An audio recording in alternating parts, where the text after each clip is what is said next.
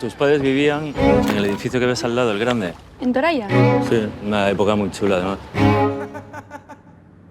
Estuvieron 2 o 3 años hasta que tu madre se quedó embarazada. Que tu madre quiso volverse sí o sí a Barcelona y ahí fue cuando se separaron.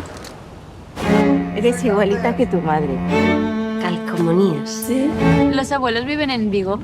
En las afueras. Los visitaremos en un par de días. No lo sabemos como tal, pero yo siempre me imaginé que aquí es donde escondían a tu padre. ¿Qué? No lo sabías. ¿Cómo que escondieron? ¿Murió tu padre en el 92? Mi padre murió en el 87, en el 92, cuando yo era bebé. No, Marina. Tu padre no murió en el 87. ¿Quién te ha dicho eso?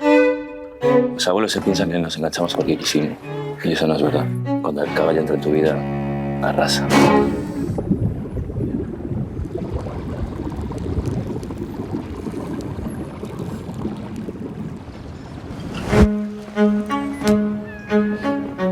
¿Y qué pone que no tenía hijos? Ya. Que soy su hija. Eres su hija. Tu padre murió en el 92. Es que entonces yo tendría recuerdos. En 5 años no vino nunca a Barcelona.